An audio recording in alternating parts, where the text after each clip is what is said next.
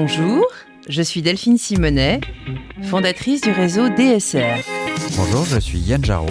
Et vous écoutez le podcast Les Petits Liens. Que nos invités soient artistes, entrepreneuses, sportifs, capitaines d'industrie ou scientifiques, ils ont tous des valeurs communes. Altruisme, générosité et aventure de vie sont leur quotidien. Au travers des liens qu'ils ont tissés, vous allez découvrir la trame de leur vie. Aujourd'hui, nous recevons Laetitia Audibert, fondatrice de Gandhi, outil de générosité pour la création de cagnottes solidaires et responsables. Après des années en tant qu'avocate dans des structures prestigieuses et en asset management à l'international, une carrière artistique en parallèle, elle décide il y a quelques années de changer de vie. Laetitia vient nous démontrer que l'on peut allier générosité, responsabilité sociale et environnementale et capitalisme. Bonjour Laetitia. Bonjour Delphine. Je te présente Yann. Enchantée Yann. Bonjour. L'orthographe de ton prénom n'est pas commune. D'où vient-elle ? C'est mon papa qui a voulu... alors la petite blague, c'est qu'il a voulu introduire le chromosome Y dans mon prénom parce qu'il voulait un garçon. Mais c'est surtout qu'il a voulu que je sois différente. Donc voilà, il a voulu marquer cette différence dès le prénom. Et ça n'a pas été facile parce que je suis née un tout petit peu avant 1994. Loi sur la libéralisation des prénoms. Et donc, il a dû se battre avec l'officier d'état civil pour pouvoir faire accepter cette orthographe. Ah. Et alors du coup, où es-tu née et où as-tu grandi ? Alors je suis née, j'ai grandi à Nice, enfin plus exactement à Carros, dans l'arrière-pays niçois. Où est-ce exactement? C'est un petit village. C'est un tout petit village dont j'ai été Miss Fraise 1989. Je pense qu'à un moment il faut souligner quand on est un people. Et j'ai gagné une cagette de fraises et 500 francs à l'époque, ce qui était une fortune. Donc c'est à une trentaine de kilomètres de Nice quand on se dirige vers les Alpes. D'accord. Voilà. T'as grandi avec une fratrie ou... Avec une grande sœur, mon papa, ma maman.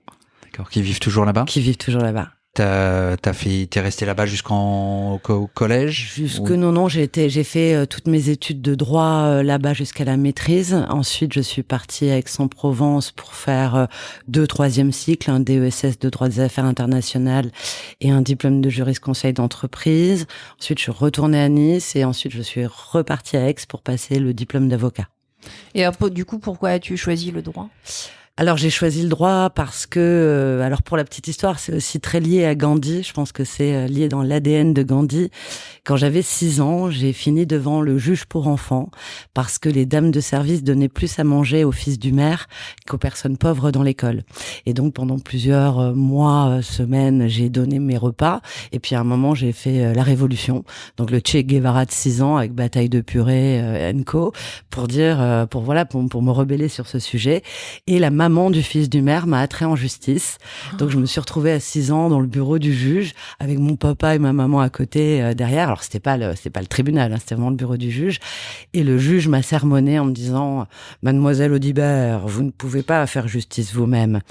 Et donc j'étais un peu traumatisée et toutes mes velléités de justice étaient un peu effrayées. Et avant de partir, il m'a murmuré à l'oreille mais vous avez eu raison. Et donc du coup, voilà, ça a ouvert ma carrière de juriste parce que voilà, je pense que le sentiment et le besoin de justice est inhérent en moi. Et puis j'ai commencé les études de droit aussi par besoin de culture, de comprendre pourquoi l'être humain a besoin de règles pour s'autodiscipliner. Et au final, je me suis aussi rendu compte que le droit des affaires était finalement plus fait pour moi parce que les premiers dossiers que j'ai eus en tant qu'avocat, c'était des gens, parce qu'on est obligé de prendre un petit peu tout type de dossier, et des gens qui divorçaient, et moi j'étais plutôt encline à les réconcilier, ce qui aurait fait de moi l'avocate la plus pauvre de l'histoire de l'humanité. Donc je me suis dit, écoute, on va aller vers le droit des affaires, il y a un peu moins d'affect, et donc du coup, ça va quand même satisfaire cette volonté de justice, et puis voilà, comme tu l'as dit dans ma bio, entre guillemets, j'ai quand même satisfait ce besoin en parallèle par rapport à mon métier, avec la peinture, où ce que je gagnais en partie allait aussi soit à une cause personnelle qui m'était chère, soit à des associations, et aussi au magazine que j'ai créé qui s'appelle Le Provocateur de Sourire. On va en parler. Voilà, et qui m'a aussi permis de satisfaire ce besoin de justice. On va revenir sur l'ensemble de ces points. Donc pas mal d'allers-retours entre Aix et Nice. Oui, surtout sur l'année de... Beaucoup d'amis encore là-bas? Alors, beaucoup d'amis à Nice, ça c'est sûr, et des amis de fac que j'ai encore ici, mais qui sont venus à Paris parce que quand on doit faire des carrières en droit des affaires internationales, souvent Paris est the place to be. Voilà.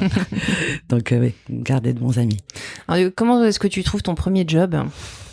Je trouve mon premier job. Alors, j'ai été une des plus jeunes et c'est un peu. Commence par des stages, en fin de. Alors avant de passer son... alors au stage, qu'est-ce que j'ai fait comme premier stage ? Je crois que j'ai fait.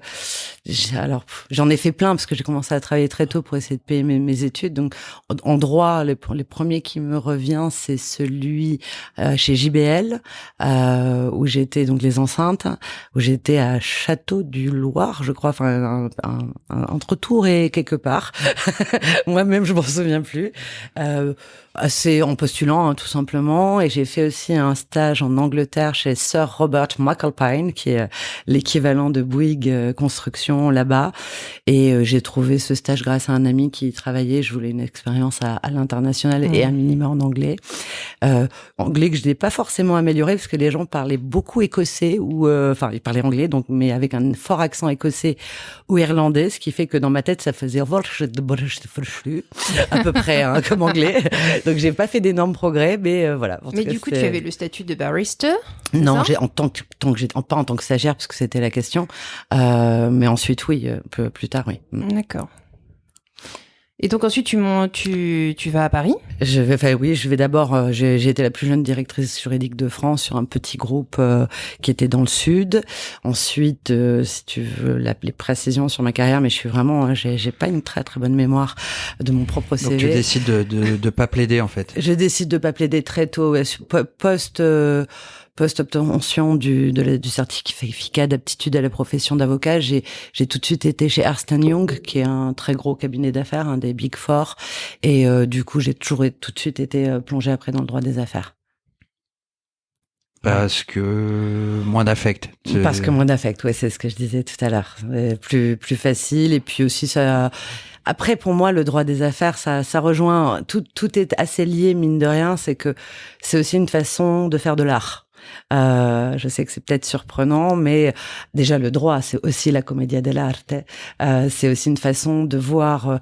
C'est pas binaire, c'est pas tu apprends un texte et tu l'appliques quand tu es en droit des affaires. C'est tu dois être déjà en amont de l'intervention, donc essayer de trouver des façons de régler les conflits en amont, de les prévenir.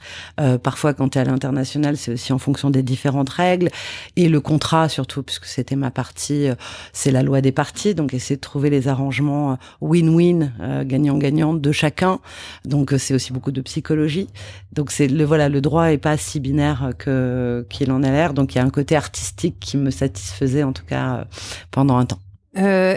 Justement, tu parlais du côté artistique. Est-ce que tu peux nous parler de ta peinture et de ses influences ? Parce que quand je t'ai rencontré, tu étais artiste peintre. C'est vrai. Et on s'est rencontrés en 2008. Mm-hmm.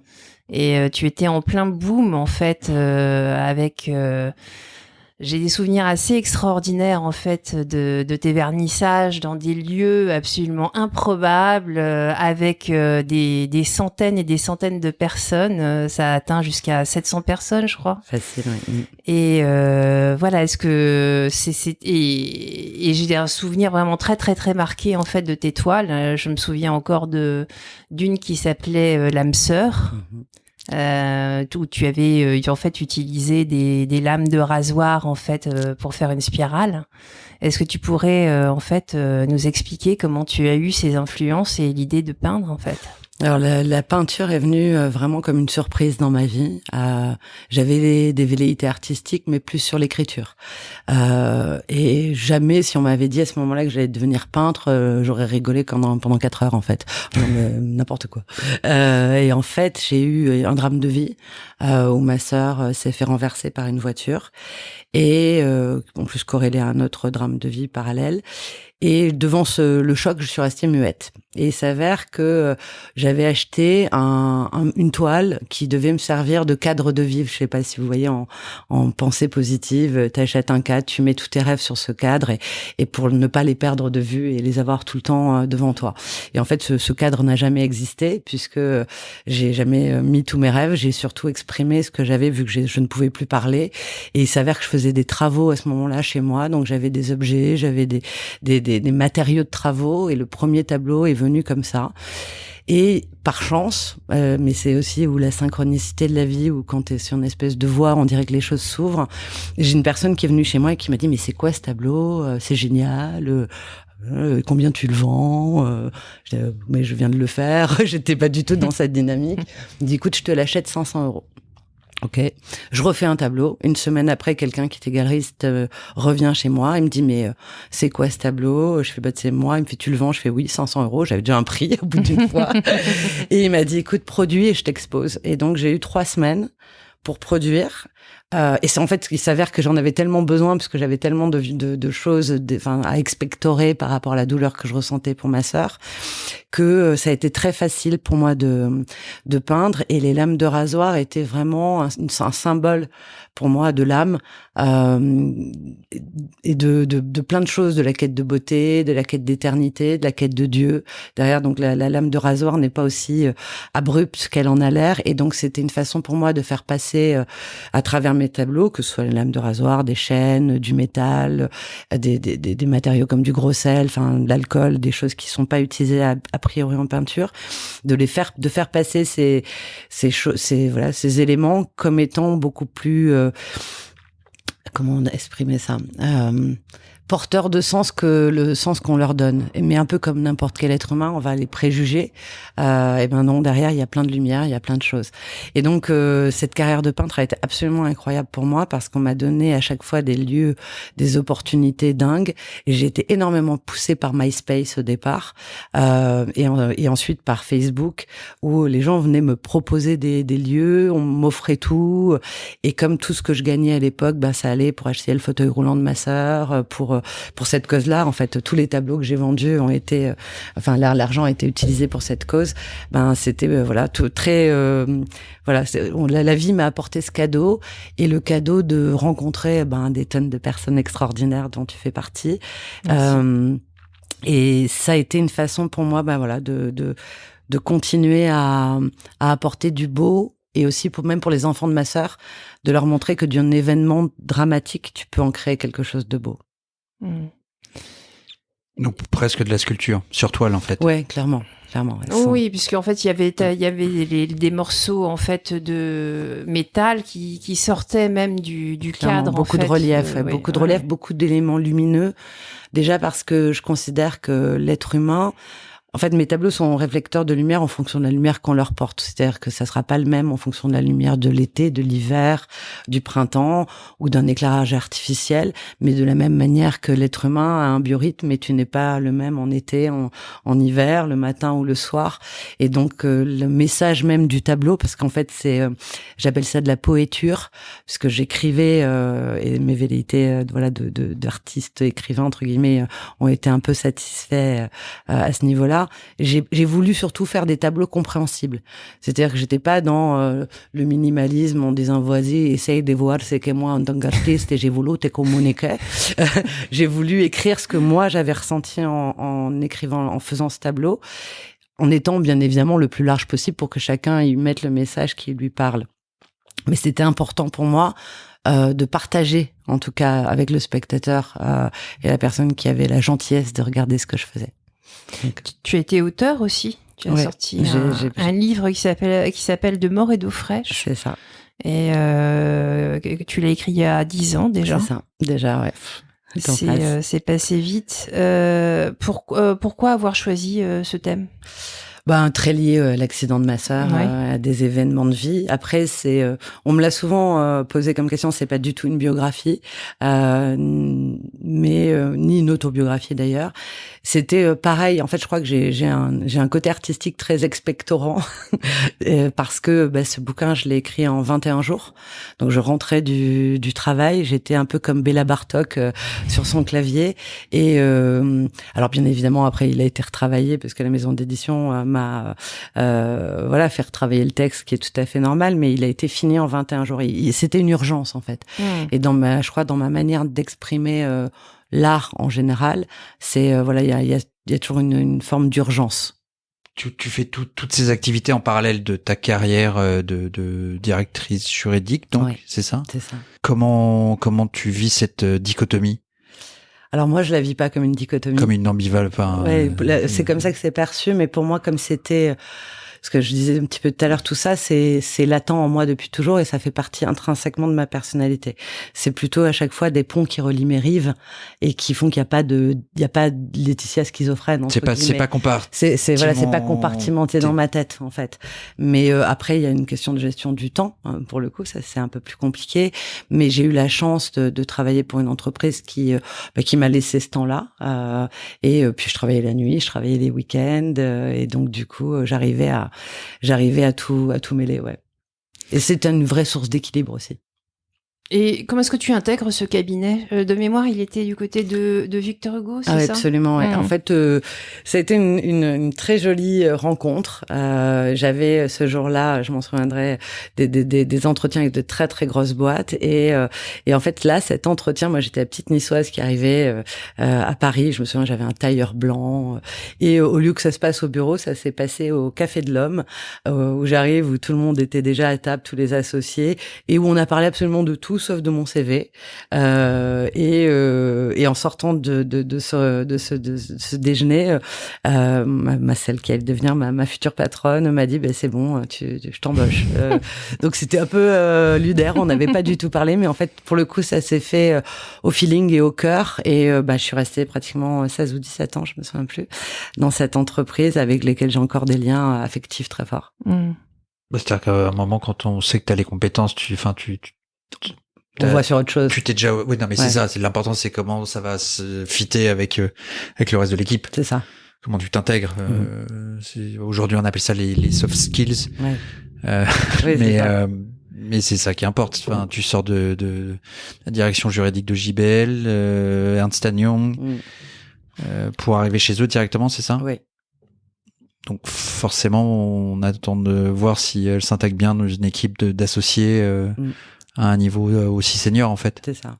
Malgré ton jeune âge. Malgré mon jeune âge. Parce que j'ai 23 ans. C'est ça. Non, mais c'est. Et donc tu travailles sur quel type de sujet? Beaucoup au tout début alors ça a été très varié, mais il y a eu à cette période-là un gros changement de réglementation au niveau de l'autorité des marchés financiers sur tout ce qui était gestion alternative. Donc un cabinet de gestion d'actifs. Ouais. D'accord. Ouais, donc t'es pas dans un cabinet d'avocat. Pas du tout. Je suis directeur juridique d'un cabinet qui fait de la gestion de fortune et qui a des fonds d'investissement et des clients sous mandat.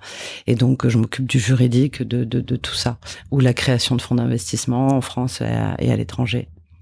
D'accord. Et est-ce que c'est lié à la réglementation qui fait que tu y restes aussi longtemps ou... Alors oui, la réglementation. Et l'humain, évidemment, les deux, en fait, déjà, la réglementation fait que, bien sûr, elle a été en permanente accrue parce que on a voulu, au niveau européen, protéger de plus en plus les investisseurs. Donc, il y a eu une tonne de réglementation quasiment tous les ans qui changeait la manière d'aborder les choses.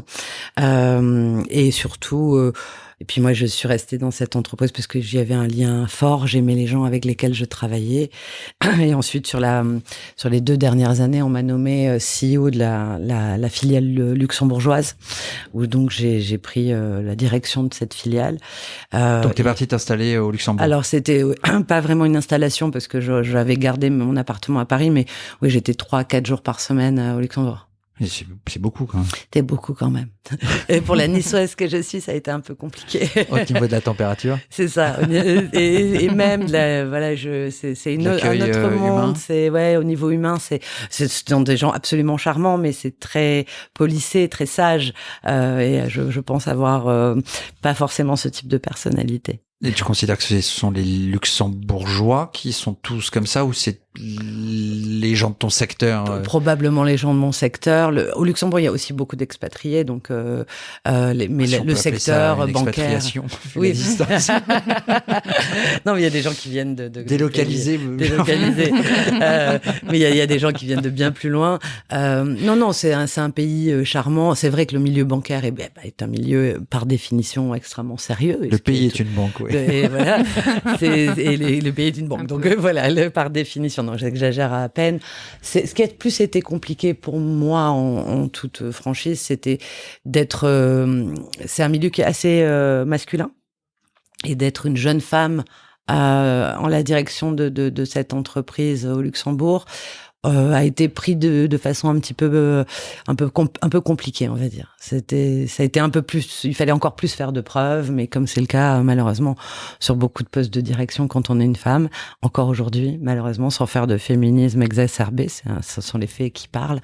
Et puis voilà, puis j'ai fait surtout le tour de ce métier. Voilà, j'avais eu moi-même encore, on n'a pas de chance dans la famille, un accident de voiture où j'ai été dans le coma, où j'ai été très très abîmée, où j'étais pas empêchée, mais je travaillais en étant à moitié là. Parce que j'étais très très blessée physiquement, j'entends, et au niveau de la fatigue. Oui. Et du coup, ça a été un peu le déclencheur de ce changement de vie, en me disant j'ai failli mourir plusieurs fois dans ma vie, malheureusement. J'ai eu des gens dans ma vie qui ont eu des accidents graves. Est-ce que à l'âge que j'ai pas est-ce que c'est là où j'ai envie d'être? Voilà. Alors avant d'aborder ce point, en fait, pour en revenir à l'écriture, tu as créé un web mag qui s'appelle Provocateur de sourire. Et est-ce que tu pourrais nous en parler? Ouais. Parce qu'en fait, c'est un point commun qu'on a avec beaucoup d'invités qui ont toujours parlé, si tu veux, des journaux des bonnes nouvelles, et notamment Gélief Audebert et puis Julie Mamoumani, qui ont tous les deux abordé la question. C'est quelque chose qui fait du bien. Est-ce que tu pourrais nous en parler? Avec plaisir. Donc, il a été créé, alors de mémoire, vous avez compris que je n'étais pas bonne en date, en 2013. Et avec la force des réseaux sociaux, c'est là où c'est hyper sympa, c'est que ma pseudo-notoriété, grâce à la peinture, faisait que j'avais pas mal de monde sur les réseaux sociaux. Et du coup, un fil d'actualité extrêmement négatif, parce que je voyais du monde entier, les gens qui allaient pas, etc. Et c'est un peu aussi, il y a toujours un line-up. Une de mes phrases de vie, c'est soyez le changement que vous voulez voir dans le monde, de Gandhi. On y viendra après. Et donc le fait que je me dis, ok, il y a de la négativité, les gens se plaignent, qu'est-ce que tu fais? Donc je me dis, je vais créer un journal des bonnes nouvelles pour changer ça. Et donc j'ai lancé un appel sur les réseaux sociaux en disant, voilà, je veux lancer cette aventure qui me suit. Et j'ai eu une tonne de personnes qui m'ont rejoint. On était une bonne vingtaine au départ. Alors, c'est un collectif que ouais, c'était un vrai collectif. Et du coup, avec en plus une vraie organisation. C'est-à-dire qu'il y avait les correcteurs, les chasseurs de sourires, le comité éditorial. Enfin, on a essayé d'être plus ou moins professionnel. C'est une asso. Il y avait zéro enjeu financier derrière. Et puis après, les gens sont repartis, sont revenus en fonction de leur vie, de leur temps, etc. Et on essayait de publier des bonnes nouvelles dans différentes typologies, sur l'entrepreneuriat, sur l'art.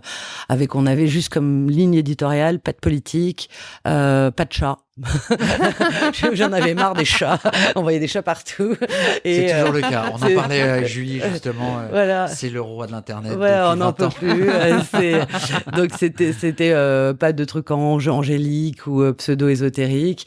Et ça a été génial. C'était une vraie super belle aventure, alors qui perdure. Sauf que là, c'est un groupe de 7000 personnes sur Facebook. On a fait jusqu'à 500 000 vues par an quand on était vraiment très actifs.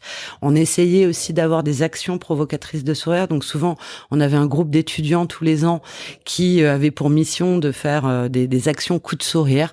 Exemple, une année, on a travaillé avec Action Froid, où les étudiants avaient pour mission de trouver des sacs de couchage pour les sans-abri.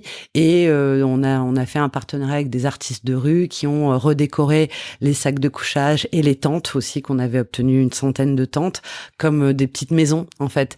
Et donc du coup on avait hyper pas et on n'a toujours pas vocation à remplacer les assos, mais on venait apporter voilà des actions coup de sourire où on a fait aussi avec des femmes qui subissaient des violences, des ateliers coiffure, maquillage, etc. C'est le petit plus, le petit glow qui vient apporter du sourire.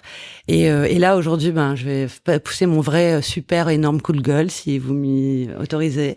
Je suis pratiquement en larmes depuis un mois. Sur un article que j'ai publié il y a 4 ans. Alors, le principe du provocateur de sourire, c'est qu'on va chasser les bonnes nouvelles où elles sont. Donc, ça peut être sur des journaux, sur Internet, etc. Et on met toujours l'hyperlien de la source d'où on a trouvé et le crédit photo du photographe si jamais pour illustrer l'article, pour que les gens aillent voir. Et là, je viens d'être attaquée pour un article que j'ai publié il y a 4 ans par le photographe qui me réclame 3 000 € pour utilisation abusive des droits. Arrête. Je suis... en fait, je suis sans mots. Parce que, en plus, on l'a cité, on a voulu faire connaître son travail, c'est que bienveillant, on n'a jamais gagné un 0 centime derrière, aucun but commercial, jamais de la vie, et 4 ans plus tard, enfin, je veux dire, de se faire traiter, en fait, j'ai pas les mots, je suis... Oui, ça va être, en même temps, c'est pas tout, enfin, il va être rapidement débouté. Eh ben, c'est lui qui a raison. Non, bien sûr, mais les dommages d'intérêt sont pas en rapport avec la demande, j'espère, mais enfin, c'est juste le principe, tu vois, et du coup, je me dis, qu'est-ce que je fais de ce magazine? Je veux dire, soit je mets des photos de libres de droit à chaque fois pour illustrer le truc, et enfin voilà, c'est tellement, ça m'a fait bugger en fait, ça m'a, j'entends. Je comprends pas pourquoi, enfin voilà, je comprends pas. Donc du coup, je me pose très sincèrement la question de continuer ou pas ce magazine, puisque j'essaye de le faire survivre. Ça fait combien de temps là maintenant? Ça fait 2013, ça fait 8 ans qu'il est là. C'est une jolie aventure et vraiment. Tu vois, on essaie de faire le plus de bien possible et puis. Il est rattaché à Gandhi. Alors là, ces derniers temps, beaucoup, oui, parce que Gandhi est un provocateur de sourire à lui tout seul. Donc, comme j'ai pas le temps de filer en article, j'ai plus beaucoup d'équipes, qu'il faudrait que je prenne des jeunes ou que je relance moi la machine. Je veux dire, Gandhi me prend beaucoup de temps, donc j'ai pas trop le temps pour le provocateur de sourire. Mais je me dis, c'est dommage d'avoir une si belle communauté, un si joli produit une si jolie on mettra le lien vers le webmap de toute façon c'est gentil Bon, après, mais pour le coup les gens seront un peu déçus parce qu'il y a pas très fidé autrement que par Gandhi pour l'instant quoi. Non mais peu importe, ça a l'air chouette. Avant de, parce que tu viens de faire une citation et avant d'aborder Gandhi qui est le cœur de ta vie aujourd'hui. Sur ton profil, il y a une autre citation qui dit: faire de l'art, ce n'est pas apprendre à nager dans ce monde, c'est apprendre à s'y noyer. C'est sur mon profil, ça. De LinkedIn. sur un de tes profils. Ah oui, c'est clair, ça va être le Wikipédia, ça. Je sais plus. On a fait un petit peu notre devoir quand même avant de te recevoir. C'est la moindre des choses. Est-ce que c'est lié justement à ton livre? Plus la peinture. Beaucoup plus à la peinture. Beaucoup plus la peinture. Et c'est pour moi, enfin oui, alors comment expliquer ce que je ressens? Pour que les gens comprennent, ton livre s'appelle De mort et d'eau fraîche. Oui, c'est pour ça, voilà. Donc la noyade. Oui, en fait, moi-même, j'avais pas fait le lien, mais il y a peut-être un lien. Faudrait que j'aille consulter d'ailleurs. Sur la noyade, tiens. Je suis désolé, mais non, il y a pas de problème. Je vais être que la suivante à nous dire à nous demander combien elle doit après la séance. En fait, ça rejoint ce que je te dis. Pour moi, comme il n'y a pas de scission entre les mondes et qu'il y a des ponts, donc forcément il y a des rives. C'est apprendre à être toutes les personnes que tu es et d'être protéiniforme et à l'assumer. Donc c'est-à-dire tu vois, tu me disais comment tu gères tes différents mondes. Ben, j'ai pas de différents mondes. Et donc pour moi, c'est ça, se noyer dans le monde, c'est apprendre à s'y noyer, mais dans la très bonne dans le très bon sens du terme, c'est à s'y englober et à être soi sous tous ces paramètres, c'est accepter ce que tu es, y inclus dans ta part sombre, donc qui peut parfois justement te mettre la tête sous l'eau ou faire que les gens te mettent la tête sous l'eau parce que c'est complexe à gérer des personnalités protéiniformes et donc voilà, c'est un peu le Go and See My Love du Grand Bleu. D'accord. Mais alors, écoute, du coup, impro à mort. Ça se rapproche aussi. On en parle avec Franck Coste, qui était un de nos invités il y a quelques temps et qui nous rappelait cette maxime de connais-toi toi-même et tu connaîtras l'univers et les dieux. Voilà, c'est exactement ça. Alors, du coup, quel est le déclic qui te mène à créer Gandhi? Tu es donc dans ce cabinet d'avocat et qu'est-ce qui te pousse vraiment? C'est quoi? C'est l'accident de voiture? L'accident de voiture, plus en fait j'ai un peu aussi profité, comme avec le provocateur de sourire, de l'audience que j'avais pour lancer pour mes 40 ans, que je n'ai jamais eu, ce que j'ai appelé le Birthday Project. C'est-à-dire, j'ai dit aux gens, chaque année, j'ai des milliers de messages pour mon anniversaire, des gens très adorables ou qui me font des cadeaux. Et j'ai dit, écoutez, si vous voulez vraiment me rendre heureuse, faites du bien au monde. Et ma grande surprise a été que j'ai eu plus de 1500 cadeaux, ça fait 200 000 vues sur les réseaux sociaux. Et j'ai des gens qui m'ont dit, moi, pour ton anniversaire, j'ai aidé le SDF en bas de ma rue. Moi, je suis devenue bénévole pour une asso. Moi, j'ai aidé la personne âgée dans mon immeuble. Des trucs de dingue, en fait, vraiment de dingue. Et en fait, je me suis rendu compte à quel point ça m'a rendu, moi, 1 million de fois plus heureuse que d'avoir essayé une énième paire de chaussures ou un bouquin qu'il y a des fois tu te dis mes amis ne me connaissent pas. Comment construire son igloo en Patagonie occidentale. Mais non. Ça a rendu les personnes qui ont fait le cadeau parce qu'elles m'ont dit tiens, on a toujours envie de donner mais on sait jamais quand, on sait jamais à qui, et donc ton anniversaire nous a donné le petit impulse pour le faire, et ça a rendu heureux les bénéficiaires. Je me dis pour un seul événement, ça a fait 3 heureux. Et avec aussi en message caché, entre guillemets, c'était mais on sait pas à qui donner. Et on n'a pas forcément confiance dans les associations. Donc c'est un peu comme ça qu'est née l'idée de Gandhi. Elle est née en plusieurs étapes, on ne crée pas une boîte comme ça. Mais mon anniversaire était un peu ce déclencheur en disant tiens, il y a vraiment quelque chose à faire par rapport à ça. Et si tous les événements devenaient solidaires, pas seulement mon anniversaire, et si on embarquait les entreprises, et si on choisissait les assos, et tatati. On est en quelle année là quoi. Là, on est... Même si t'es pas très très bonne sur mes 40 ans, c'était il y a 5 ans. D'accord, donc tu as créé Gandhi en 2016 dans ma tête, mais je l'ai lancé, j'ai commencé à mettre en place le projet en 2018, donc après l'accident, parce qu'entre-temps, tu lâches pas un boulot comme ça, puis il y avait vraiment tout un cahier des charges à créer.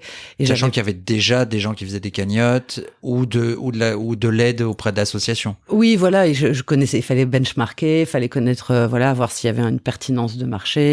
Donc voilà, il y a eu pas mal de temps. Et puis moi, je venais juste d'être nommée au Luxembourg aussi en parallèle, donc j'avais aussi beaucoup de choses à faire dans ma vie.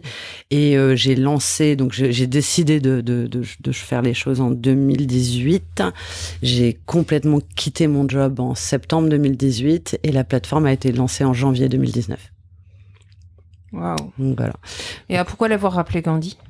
Alors déjà pour la phrase que je te disais tout à l'heure, soyez le changement que vous voulez voir dans le monde, et pour une deuxième phrase que j'aimais beaucoup de lui, qui est donner l'exemple n'est pas la meilleure façon de faire, c'est la seule. Et vraiment persuadée que cette personne qui est pas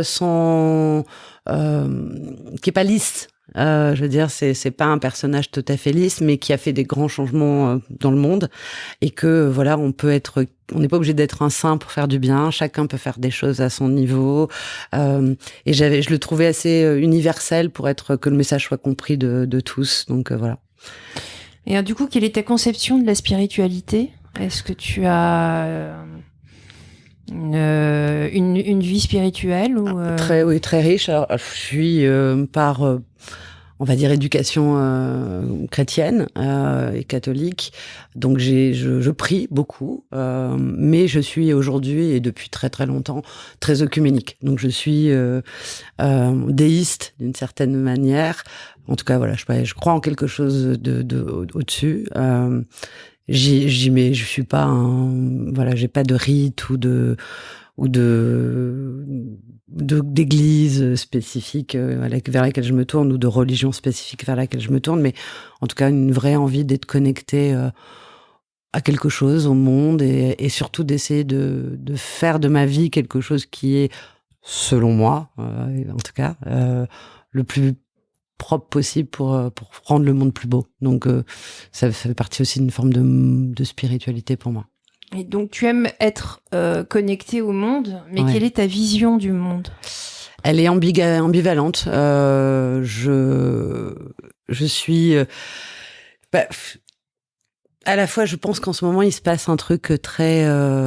ça va être très manichéen, ce que je vais dire, mais comme si on était à the age, sur le bord de gens qui se déshumanisent, avec aussi un vrai élan de gens qui veulent se reconnecter. Et en tout cas, ma mission de vie, ce que j'ai envie d'en faire, c'est d'essayer de donner mon petit exemple à moi pour que les gens coopèrent. En fait, je suis convaincue qu'aujourd'hui... tous les plus grands empires ont été ont existé en voulant être conquérants, en s'entretuant, et que si on regarde l'histoire de l'humanité, ceux qui ont survécu sont ceux qui ont coopéré, y inclus dans le règne animal. Et que donc c'est la coopération, c'est la manière dont on pourra survivre en tant qu'espèce, en tant que planète, et donc du coup, j'essaye d'inciter les gens à coopérer. Et le don en fait partie.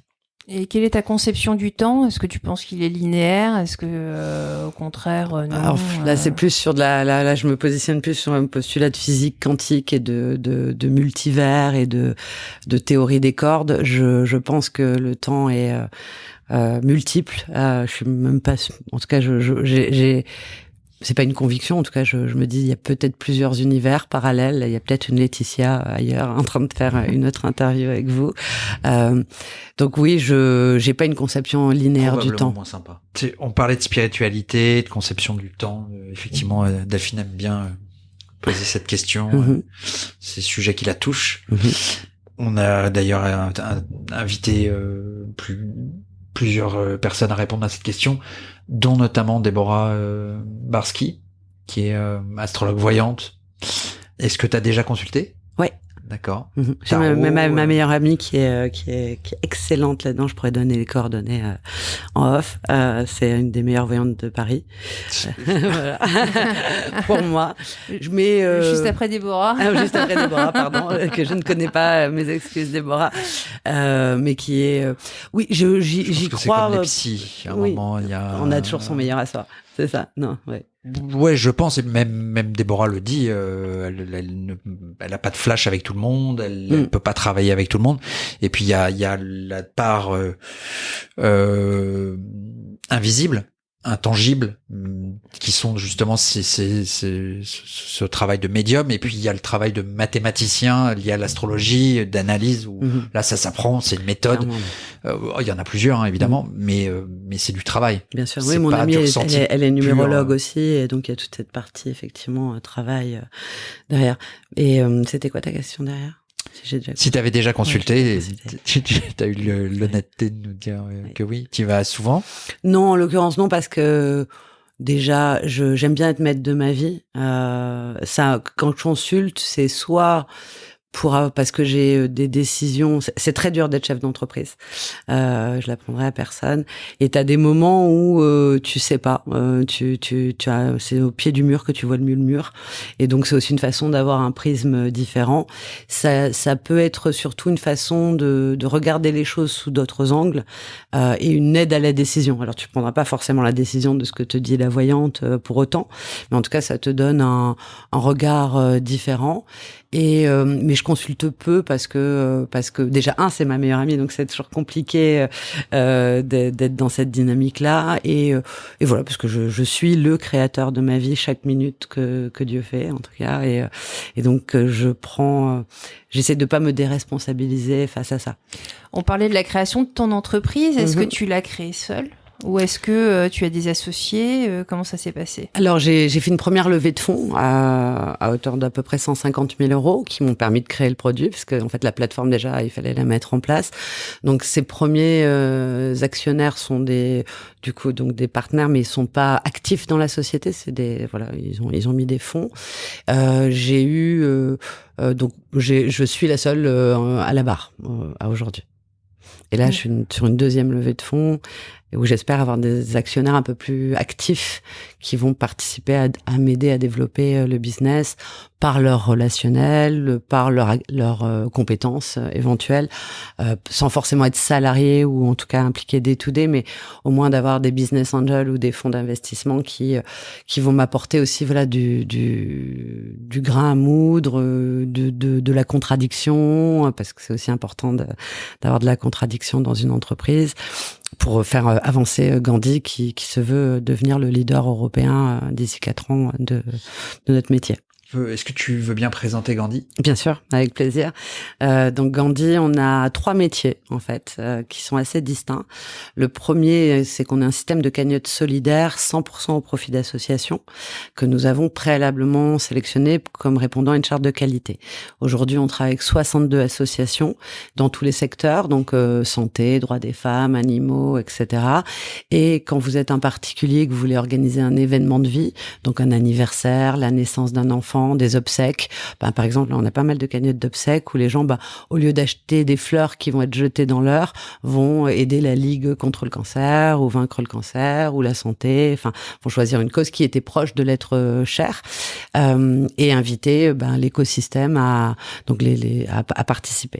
Ça, c'est pour les particuliers. Pour les entreprises, c'est plus utilisé comme étant soit un outil de faire des événements. Par exemple, vous faites un gala, vous faites un salon, vous faites un challenge sportif dans l'entreprise, vous faites, n'importe quel événement peut devenir l'occasion de lui donner une dimension solidaire, un ticket acheté, 1 € reversé, d'engager les collaborateurs. Par exemple, j'ai des entreprises qui créent sur Gandhi leur cagnotte, qui proposent aux collaborateurs de donner tous les mois 5 €, 10 €, chacun fait ce qu'il veut. Ils reçoivent leurs reçus fiscaux afférents aux dons et l'entreprise double les dons des collaborateurs. Chaque salarié reçoit son chaque salarié, ouais. Non, voilà, chaque participant reçoit son reçu fiscal, qu'il soit entreprise ou particulier. Nous, on agrège les fonds, donc l'argent va directement dans le compte de l'association. On émet automatiquement les reçus fiscaux, donc il n'y a pas de risque de fraude. Et on est un peu ce tiers de confiance qui va permettre aux entreprises de dire ce qu'elles font et faire ce qu'elles disent, parce qu'il y a pas mal de boîtes qui disent ouais moi on donne à tel asso, tu sais jamais quand, tu sais jamais à qui, donc c'est un peu la cagnotte sert aussi d'élément de traçabilité sur ce segment. Donc ça c'est le premier métier. On est je devrais pas dire ça, mais une sorte de litchi, mais que de la générosité, donc dédié au monde associatif, avec toute la sécurité qui va avec ça. Deuxième métier, c'est on a vraiment créé des outils d'accompagnement au mécénat d'entreprise qui s'adressent aux PME, aux startups et aux ETI, ou avec des formules clés en main. Aujourd'hui, le patron d'entreprise, il est obligé de s'engager. C'est-à-dire que c'est plus un nice to have, c'est devenu un must have s'ils veulent attirer des talents, qui veulent bosser pour des entreprises qui font sens, s'ils veulent gagner des clients, qui veulent avoir des contreparties qui donnent du sens à ce qu'elles font, voire gagner des marchés, parce que dans le cadre d'appels d'offres, tous les grands groupes ont des obligations réglementaires de responsabilité sociale et elles les répercutent sur toute la chaîne en fait et leur contrepartie. Et aujourd'hui, le patron de PME ou le patron de start-up ou de petite boîte, il n'a pas le temps ni les ressources en interne de s'occuper de mécénat. Et nous, on est un peu leur responsable engagement externalisé où on va les aider à la fois à choisir l'association. Aujourd'hui, il y a 1 500 000 associations en France. Donc, quand tu veux aider une cause, le temps de choisir, finalement, tu abandonnes entre-temps. Il y a trop d'assauts, je sais pas. Ou alors, tu vas aller sur les typiques associations connues. Et nous, notre premier rôle, c'est déjà d'aider l'entreprise à choisir une asso en conformité avec ses valeurs. Et son image. Avec son image, avec son ADN.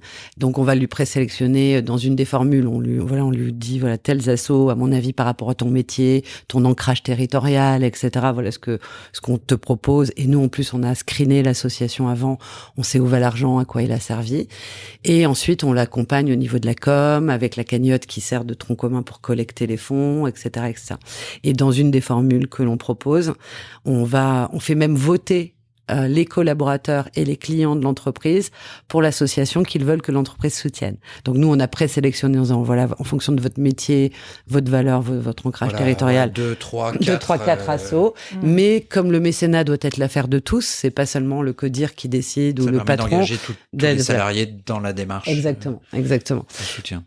Et après, on fournit, une vidéo entreprise X, fière de soutenir l'association Y. On donne des nouvelles tous les mois ou selon la formule, quelques fois par an, avec des vidéos entreprise Y, fière d'avoir soutenu l'association X, et des nouvelles de ce que fait l'asso, donc qu'on peut suivre, et du coup, son avancée, et ce qu'on appelle des good news shots. Et donc voilà, on a une formule qui s'appelle 1% to do good, où les entreprises s'engagent à verser 1% de leur CA, de leurs bénéfices, 1 euro par collaborateur, 10 euros par produit. Elle met le curseur là où elle peut. On veut pas obliger les entreprises. On veut qu'elle puisse faire ça. Donc ça, c'est notre deuxième métier. Et troisième métier, c'est qu'on vient de créer avec SGS. L'important, c'est d'agir, et pas forcément... Peu importe, un petit peu. C'est ça. Le colibri, en fait. On en parlait aussi avec de la famille au Brésil, dont le fils était en cours avec toi. Ah oui, Juliano Ribeiro Salgado, le fils du photographe. Oui. Les parents, quand 30 ans, ont replanté une forêt entière. C'est magnifique. Ouais. Juste avec des... Voilà. Donc, effectivement, des 10 centimes par-ci, 20 centimes par-là, en fait, on peut faire de très grandes choses. De très grandes choses. Et je pense que c'est le rôle des entreprises de s'y mettre. Je pense qu'elles n'ont pas le choix, d'ailleurs, et que si elles prennent pas le train de la solidarité en marche, elles risquent de se prendre vraiment des murs, parce que ça va être de plus en plus attendu de leur part. Et je pense que c'est aussi le rôle, quoi. Donc voilà. Et le troisième métier, donc c'est celui on a créé avec SGS, qui est le leader mondial de la certification et du contrôle, un label qui s'appelle Do Good et qui permet aux associations de petite taille ou de taille intermédiaire de valoriser leur probité auprès des donateurs. C'est-à-dire qu'on va aller faire un audit assez court sur une 30aine de points de contrôle où on regarde la transparence financière, la gestion financière, l'impact, la RSE au sein même de l'association, la qualité de vie au travail au sein de l'association, enfin un certain nombre de critères pour que les gens donnent en confiance. Donc là, la volonté de ce label, c'est un petit peu ce que je disais tout à l'heure avec mon anniversaire, les gens n'ont pas confiance aux associations, ils savent pas où va l'argent, donc on veut accompagner les associations dans plus de professionnalisation, plus de transparence, et les grandes assos ont déjà des labels qui existent, qui sont Don Confiance et IDEAS, mais les petites et moyennes assos, c'est des formidables labels, mais qui s'adressent qu'à partir d'un certain niveau de collecte, et il y a 200 points de contrôle. Donc les petites et moyennes assos, elles n'ont pas le temps de faire ce type de label. Et donc nous, on a un premier pas. C'est quand même celles qui ont moins besoin d'être contrôlées, en fait. Oui. Parce que c'est quand même les plus grosses qui ont des frais d'administration complètement délirants. Alors, je me permets de te contredire. C'est pas forcément le cas, parce que c'est pas une question de frais d'administration. En fait, moi, je me bats un petit peu contre ce postulat-là, parce que il est pas tout le temps vrai. Quand tu es dans certaines associations, les frais d'administration et de fonctionnement sont obligatoires, ne serait-ce que pour maintenir la fonction, ne serait-ce que dans la recherche médicale, où des gens, il y a beaucoup d'assos qui peuvent pas fonctionner sur le bénévolat, par exemple, pour des raisons ne serait-ce que de continuité. Ou de savoir. Et donc, tu es obligé d'avoir des salariés, tu es obligé, quand tu vas même dans des pays à l'étranger, tu peux pas envoyer une bande de bénévoles sur certaines zones, parce que c'est dangereux, tu es obligé de professionnaliser. Donc, c'est un critère important que je renie pas, mais qu'il faut regarder sur le prisme de l'activité de l'association. Et en fait, c'est la professionnalisation. Donc, oui, ces grands labels existent. Et les grandes assos ont souvent ces labels-là, mais aujourd'hui, l'attente des donateurs, elle se positionne aussi sur les petites et moyennes assos, de dire, je veux savoir comment vous utilisez mes fonds, quoi. Et toi, comment est-ce que tu fonctionnes? Est-ce que tu as une équipe? Est-ce que tu sous-traites? Tu fais comment? Alors, j'ai une toute petite équipe. J'ai une équipe de développeurs web, déjà, informatique. Et j'ai une assistante en community management. Et le but de la levée de fonds, là, qu'on met en place, c'est justement de recruter. Parce que la Gandhi, c'est super dur à dire. Beaucoup, là, on a collecté près d'1 million d'euros de dons pour les associations en très peu de temps d'existence. Et en plus, on rentre de plus en plus d'assos. On est en train de se développer en région pour avoir un mécénat de proximité. Quand vous êtes, donc on a mis établissement secondaire à Nice et à Bordeaux. C'était racine. Ouais, ça a été facile. On est allé à la maison d'abord, mais on a été super bien accueillis et à Bordeaux et à Nice on a été chassés. En fait, c'est Nice qui est venu nous chasser, mais Bordeaux aussi. En fait, l'idée, c'est de mettre aussi de la proximité dans l'engagement. Aujourd'hui, tu es une association, une entreprise bordelaise très ancrée sur ton territoire. Ça fait plus de sens de soutenir une association bordelaise que exactement. Et donc, on essaye de mettre ça en place pour faire le circuit court dont on parle beaucoup existe également dans le mécénat. Comment tu as choisi les personnes qui travaillent avec toi ? Très basiquement pour l'instant, parce que alors les développeurs, c'était des gens avec qui je travaille, et ils sont en sous-traitance, mais la personne qui est développeur est également actionnaire de Gandhi, un des primo investisseurs, et là après c'est une alternante, donc avec un peu classiquement Welcome to the Jungle et des entretiens, et là je vais devoir recruter, dès que j'aurai levé des fonds, et je pense qu'il va falloir que je choisisse des gens qui ont ces valeurs-là de base. C'est un peu le premier critère, qui ont cet ADN de solidarité, l'envie de changer le monde. Moi, mon but avec Gandhi, c'est qu'on ait changé la vie de 10 millions de personnes d'ici 4 ans. Génial. Voilà. Donc, comment tu embarques les associations et surtout les entreprises, puisque ce sont elles qui sont ton cœur, ton poumon absolu, et pour toi et pour les assos que t'embarques dans l'aventure, qui croient en toi. Ouais. Comment tu les convaincs? Ça a été en 2 temps. Au départ, j'ai eu vraiment un vivier d'associations qui ont fait confiance au concept, parce que ça leur permet de viraliser le don. C'est-à-dire qu'au lieu d'avoir un donateur unique sur une plateforme avec la partie cagnotte, c'est pour les associations une possibilité d'avoir 20 donateurs pour un même événement. C'est-à-dire que sinon, les gens ils vont sur la page de dons, ils donnent, ils savent pas. Et là, il y a quelqu'un qui va créer une cagnotte et inviter des gens qui n'auraient pas été donateurs à la base à cet asso, donc la faire connaître, etc. Donc ça a été vraiment l'argument phare pour embarquer les assos. Et le deuxième argument pour les assos aussi, c'est que de la même manière que le patron de PME n'a pas le temps de s'occuper de cette partie-là, les associations ont très peu de temps de gérer les PME et d'aller les chercher, parce que c'est un tissu qui est immense, etc. Et donc du coup, on est aussi d'une certaine manière un responsable engagement externalisé pour les associations, parce qu'on va leur permettre de donner aux entreprises mécènes PME des outils clés en main pour faire un mécénat super sympa à leur profit. Ce qu'elles n'avaient pas avant. Au mieux, elles leur envoyaient un rapport d'activité à la fin de l'année. Et donc, du coup, les assos, au départ, il a fallu aller les chercher, les convaincre. Et là, maintenant, c'est les associations qui viennent à nous. Et ça commence à être connu qu'on a déjà collecté 1 million d'euros de dons. Et on est en train d'avancer de plus en plus. Donc ça, c'est pour répondre à ta question sur les assos. Et sur le label, d'ailleurs, on a labellisé déjà 5 associations. Le label a été lancé en fin 2020, début 2021, où on répondait vraiment à ce besoin-là de confiance, de générer la confiance des donateurs. Donc elles viennent aussi à nous assez naturellement, parce que le produit n'existait pas. Et pour répondre à ta question sur les entreprises, ça se fait en 2 temps. Donc l'offre vraiment globale pour les entreprises, elle était un peu lancée on va dire, 2-3 mois avant le Covid. Et donc, on a eu toute une année où on a dû mettre complètement de côté cette offre, parce que c'était, on va dire même indécent d'aller solliciter les entreprises, surtout les PME, sur cette thématique, alors qu'elles étaient déjà en mode survie.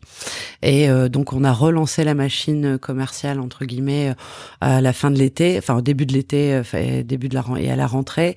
Et j'ai un accueil qui est assez extraordinaire, où j'ai même des freelances qui souscrivent, des TPE, où, alors, autant sur les 2-3 mois d'expérience que j'avais pré-Covid, il fallait vraiment évangéliser, où le patron d'entreprise, j'avais des fois des patrons d'entreprise qui disaient « Ouais, mais moi, aider les autres, c'est pas le but de ma boîte, je veux faire de la renta, c'est quoi le ROI, donc le retour sur investissement, de faire ça ?» Et donc, j'avais tout un vrai discours héroïste qu'il fallait quand même construire. Et là, j'ai même plus du tout ça. C'est-à-dire que là, ça répond tellement déjà à un premier besoin, qui est un vrai besoin prégnant en ce moment, de recrutement, une vraie problématique de recrutement. Toutes les boîtes, elles ont à un moment ou à un autre la question: quel est le sens que vous donnez à votre entreprise? Et quand l'entreprise n'est pas en capacité d'avoir de réponse là-dessus, le candidat va ailleurs. Alors c'est devenu 76% des jeunes sont prêts à aller dans des boîtes qui s'engagent, même si le salaire est moins bon. Donc on est arrivé dans un moment de l'histoire où c'est devenu important pour les jeunes d'avoir ce sens dans les métiers et dans les boîtes dans lesquelles ils vont travailler. Tu nous parlais tout à l'heure sur le fait qu'il y avait une déconnexion complète et une reconnexion complète. La repolitisation finalement de la jeunesse est très très forte. Très très forte. Et ils ont envie de servir à quelque chose, d'avoir un purpose, quoi. C'est vraiment on le sent, et d'ailleurs maintenant on le sent presque aussi du côté entreprise avec cette réglementation, entreprise à mission, raison d'être, loi Pacte. C'est des choses qui de plus en plus tu allumes pas ta télé sans le voir. Il y a de nombreuses initiatives solidaires. Ouais. Qui existent. Epic travaille essentiellement sur l'arrondi de salaire ou de caisse, pas que évidemment. iRaiser et Helloasso, toi, tu te positionnes comment par rapport à eux? Alors très différemment, vraiment. Et d'ailleurs on est très copains avec tout le monde. C'est en fait il y a plusieurs segments sur la partie cagnotte. Helloasso, on les salue tous. Oui, on les salue tous. Plus ou moins bien, mais c'est en fait sur la partie, par exemple, Helloasso ne fait pas de cagnotte. Ils font des pages de crowdfunding, mais ils font pas de cagnotte. Donc demain, tu voudrais aller sur Helloasso et créer une cagnotte pour une asso, tu pourrais pas. Il faudrait que tu appelles l'asso, que l'asso te crée une page, une page de crowdfunding sur Helloasso, et elle pourrait sur un événement X faire quelque chose. Donc nous, on a ce système de cagnotte très facile. En 4 minutes, tu dis c'est mon anniversaire, je fais une cagnotte pour l'association Y qui est présente sur Gandhi, et ça se fait tout seul. Ça, c'est la première différenciation avec Helloasso et iRaiser également, qui sont des pages de collecte de dons. Alors Helloasso fait aussi de la billetterie, etc. Je crois que iRaiser le fait aussi. Eux, ce sont vraiment des outils de collecte pure sur du don unique, de la billetterie, etc., sur des segments dans lesquels on n'est pas. Et après, donc de l'événementiel en fait. De l'événementiel, exactement. Et participatif. Voilà. Et donc toi, ton concurrent direct, c'est Facebook en fait. Oui. Aujourd'hui. Oui, quelque part, c'est Facebook, ouais. Sauf que Facebook, il y a une vraie problématique avec les reçus fiscaux. Ah bon? Les gens n'aiment pas. Les gens n'aiment pas payer sur Facebook, n'aiment pas mettre leur carte bleue sur Facebook.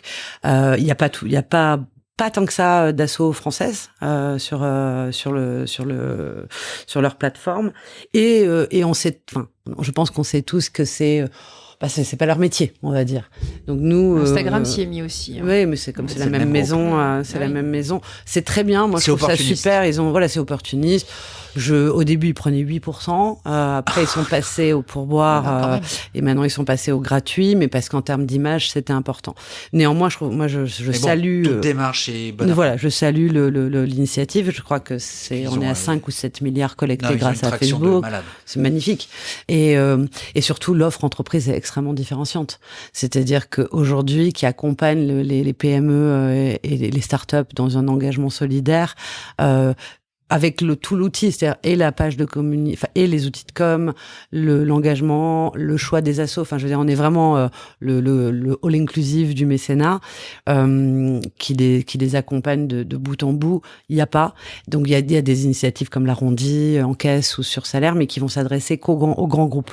Donc du coup, par exemple, pour le don des collaborateurs dont je vous parlais tout à l'heure, l'Arrondi permet ça de façon beaucoup plus facile, c'est-à-dire c'est pris directement sur le système de paye, donc c'est tout de suite sur ta fiche de paye, etc. Et ça, c'est absolument formidable, mais ça s'adresse aux entreprises de entre 300 ou 400 collaborateurs, donc les PME, ils sont 10, ils ont pas les moyens de mettre ça en place, en fait. Donc du coup, ça permet à des petites boîtes qui voudraient le faire et qui sont même des petites équipes de le faire quand même, grâce à Gandhi. Oui, et puis toi, en plus, tu es pionnière dans ce secteur d'activité. T'étais là même avant Facebook, même Alors, dans l'absolu, oui. Et alors, la légende dit, parce que c'est vraiment une légende, que ça serait, en tout cas en France, mon initiative avec les 200 000 vues qui aurait donné envie à Facebook de le mettre en place en Europe. Voilà. C'est quelqu'un de Facebook qui me l'a dit, mais dans une soirée plus ou moins arrosée, donc ça vaut ce que ça vaut. Mais en tout cas, voilà, la légende veut que j'ai inspiré la Silicon Valley. On a compris donc au travers de ta peinture, et tu viens de le dire, d'une soirée qui pourrait être un petit peu fofolle. Je vois pas de quoi tu parles. Énormément d'amis, notamment sur Facebook, puisque t'as même 2 comptes en fait, c'est ça, parce que t'as atteint le quota des 5000. C'est ça. Ouais. Je suis à 15 000 sur LinkedIn. Je me dis, si je dois inviter tous ces gens, je suis dans la merde. On a, nous, évidemment, plusieurs dizaines d'amis en commun. Tu les connais tous? Non. Non. Donc ne me pose pas de questions embarrassantes, etc. S'il te plaît. Tu me le diras en off et je te dirai si oui ou non, parce qu'après c'est super gênant. Et voilà. Et puis comme tu vois, j'ai une mémoire de poisson rouge, donc non, voilà. Donc pas dire ça. Moi, tu sais, en fait, c'est des comptes que tu avais essentiellement développés pour les vernissages, en fait. Complètement. Mais qui m'ont, alors ça a été ma grande déception Facebook, entre guillemets, parce que, comme je le dis, je dois beaucoup à Facebook, à la fois pour la peinture, pour le livre, pour le provocateur de sourire. Ça a été vraiment un vrai levier. Et donc, parce qu'au total, je crois que sur les différents comptes, plus le provocateur de sourire, je dois tourner autour de 15 000 personnes sur Facebook, ou 14 000. Alors c'était pas l'heure de l'influence à l'époque, c'était bizarre d'avoir des grands comptes comme ça. Et quand j'ai créé Gandhi, forcément, je me suis appuyée sur ces leviers en me disant tiens, je vais pouvoir utiliser ces leviers-là pour faire connaître la plateforme. Et c'est pile poil le moment où Facebook a mis la règle de tes posts sont vus que par les 100 personnes avec lesquelles tu es le plus en interaction. Donc du coup, j'ai perdu 14 000 personnes d'un coup. Ça a été donc il a fallu trouver d'autres leviers pour faire connaître Gandhi, et c'est pas facile. Parce que du coup, quand t'as pas encore de moyens, que t'es une jeune start-up et que tu croyais pouvoir te servir de tout ton travail qui a été 10-12 ans de travail pour créer tout ce réseau-là, de pouvoir l'utiliser, Tu t'occupais déjà du mécénat au sein de ton cabinet de gestion de fortune, parce que pour le coup non, je le faisais. Le fait de gérer de la fortune, il y a de l'optimisation fiscale, et l'optimisation fiscale passe notamment par le mécénat, mais non, je m'occupais pas du tout de cette partie-là. Les gens le faisaient très spontanément eux-mêmes avec leur family office quand ils en avaient, mais j'étais pas du tout là-dedans. Moi, je le faisais via la peinture et l'écriture, mais pas au sein de la boîte. Et ça t'a permis quand même de récupérer des liens très peu, parce que moi j'étais la partie droit, donc j'étais pas forcément en relation avec les clients. Donc j'étais vraiment l'autre côté de la barrière, donc j'étais pas. Mais est-ce que ton ancien employeur t'aide à développer Gandhi? Elle a été cliente, mais non. D'accord. Est-ce que tu as des passions? En plus de ton métier. Non, je m'ennuie un peu dans la vie. J'ai des tonnes de passions. Oui, les voyages. La musique. La musique. C'est pas une passion. Alors je regrette beaucoup parce que j'ai pas assez le temps, et je suis malheureusement pas quelqu'un qui arrive à travailler avec la musique. Et donc là, comme là, je travaille à peu près entre 16 et 17 heures par jour. J'écoute peu la musique. Donc là, je suis plutôt en mode pas le temps de vivre. Même la peinture, j'ai plus trop le temps, ça me manque, c'est dans mes tripes, là, ça bouillonne. Mais bon, voilà, il y a des priorités. Aujourd'hui, je dois faire vivre ce bébé Gandhi, là, qui grandit avec plusieurs millions de kilooctets et qu'il faut faire grandir, et j'aurai le temps après de me reconsacrer aux choses qui me font vibrer. Mais Gandhi est déjà tellement la quintessence de tout le reste, en fait. Donc du coup, pas de frustration. Et comment est-ce que tu as choisi la musique de ton site internet? Le site internet qui était de peinture. Ouais. Il s'agit de Mad World featuring Michael Andrews. Mad World. It's a mad world, et c'est un monde fou dans lequel j'avais envie d'apporter un peu de beauté. Donc pas d'autres passions. Ouais, non, les voyages, mes amis. Ouais, je suis passionnée par l'être humain. Donc tu fais beaucoup d'allers-retours avec Nice. Alors oui, déjà pour voir mon papa, mon maman, que je salue au passage, et mes amis. Et non, plutôt quand je voyage, j'aime bien aller à loin ou à l'étranger. Ces derniers temps, plutôt pour être en mode coupage total et avoir un petit break pour pouvoir me reposer et pas beaucoup la force de visiter en tout cas, mais plutôt vers l'est ou l'ouest? Là où du soleil et des plages transparentes. Il y en a de deux côtés. Voilà, donc. mais je sais pas. Donc t'as pas de lieu. Non, j'ai pas de lieu de prédilection. Non. Ni de pays spécifique lié à la cuisine. Non, j'aime bien l'Asie. Ou des amis d'ailleurs. Mais... J'aime bien l'Asie pour y avoir été plusieurs fois, mais j'ai tellement encore d'endroits à découvrir que je m'arrêterai pas sur un choix définitif. Et je vais dire mon petit ami, sinon il va m'engueuler que je l'ai pas cité dans les passions. Donc... Est-ce que tu as un livre ou un auteur qui t'a marqué, un livre de chevet peut-être? Alors de chevet, j'en ai à peu près, je crois en ce moment, il doit y en avoir 40 à côté de mon lit que je lis.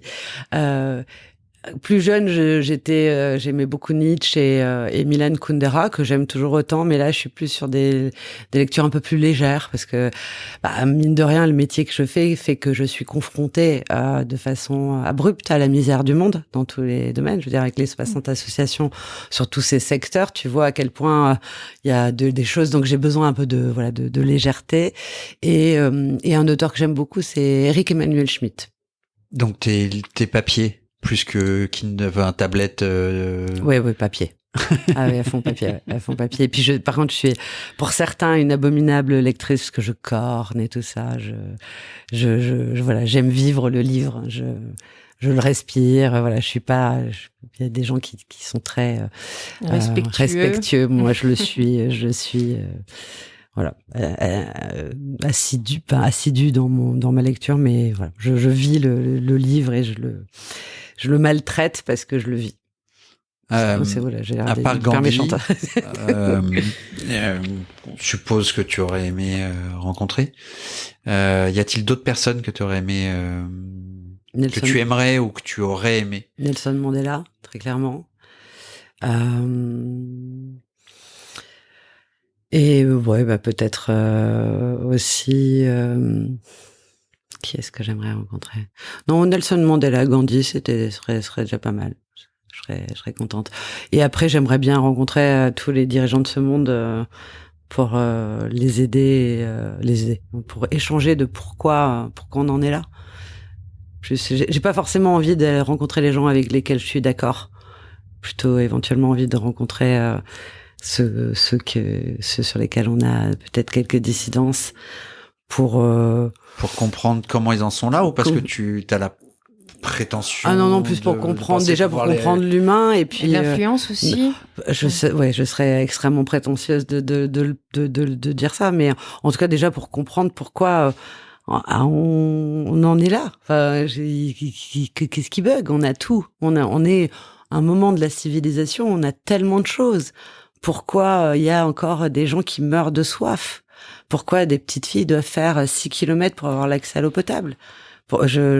Et pourquoi d'autres crèvent de diabète? Je veux dire, il y a forcément quelque chose à faire. Et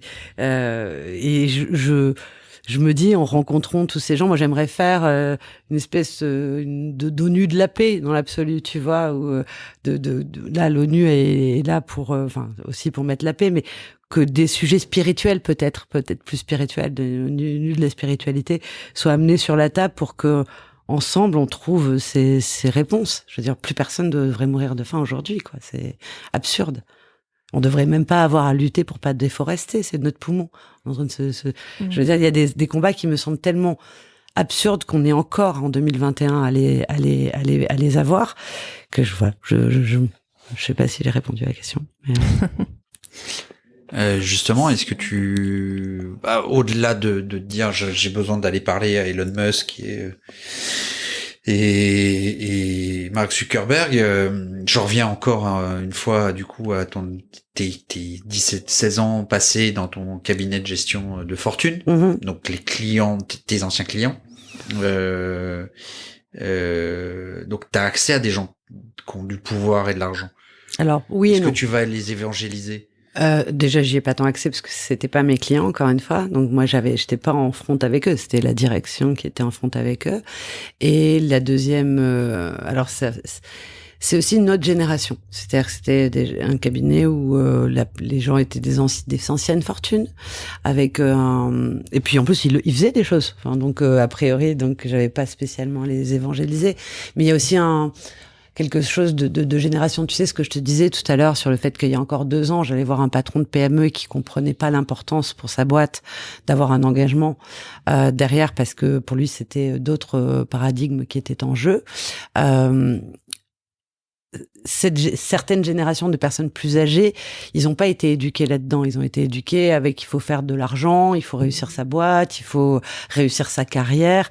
Et la contribution, c'est même pas moi qui l'ai inventé, c'est le dernier bastion de la pyramide de Maslow. Donc c'est en haut, quand tu as déjà satisfait tes autres besoins, que tu vas aller contribuer. Et donc ces personnes-là étaient déjà dans une éducation où c'était pas prégnant, en fait, c'était en fin de vie. Donc finalement, c'est des choses que les gens font en fin de vie, vont parfois transmettre à leurs enfants. Ils vont avoir créé leur propre fondation de famille ou d'entreprise. Donc c'est donc pour répondre à ta question, c'est pas eux que j'irai voir en premier, parce que c'est pas ma cible. Puis je les ai pas malheureusement dans mon portefeuille immédiat. Est-ce qu'il y a, mis à part la phrase de Gandhi, est-ce qu'il y a un mot ou une phrase qui a changé ta façon de voir la vie? Non, pas une en particulier. Je pense que j'en ai pas en tête à ce moment précis, mais c'est des moments de vie. C'est plus des moments de vie, je veux dire, à 15 ans. Des expériences, tu veux dire. Des expériences ou des phrases qui Le juge à 6 ans. Voilà, exactement. Enfin, et des phrases qui vont peut-être, du coup, avoir des résonances à des moments de vie. La lucidité, la blessure la plus proche du soleil, ou parce que t'es adolescente et que t'es rebelle. Je veux dire, donc c'est plus, voilà, en fonction du temps qui n'existe pas. Merci de nous avoir accordé cette interview. Merci à vous de m'avoir reçu, c'était un vrai joli moment. On remercie l'équipe de Brief, Michael Winter qui a signé le générique du podcast, et Cécilia Depardieu, la créatrice des bracelets Ces Petits Liens, qui est donc un bracelet que nous remettons à nos invités en souvenir de ce moment passé ensemble. Merci beaucoup. Merci à elle, merci Delphine. Merci Laetitia. Merci à vous deux, c'était super. Et merci pour le petit bracelet alors. Vous avez écouté Les Petits Liens. Nous espérons que cet épisode vous a plu, vous a ému, fait rire, bref, qu'il vous a procuré du plaisir et l'envie d'écouter les suivants. N'hésitez pas à vous abonner si ce n'est pas encore fait et à partager cet épisode. Vous pouvez également nous mettre une bonne note et nous laisser vos commentaires auxquels nous ne manquerons pas de répondre.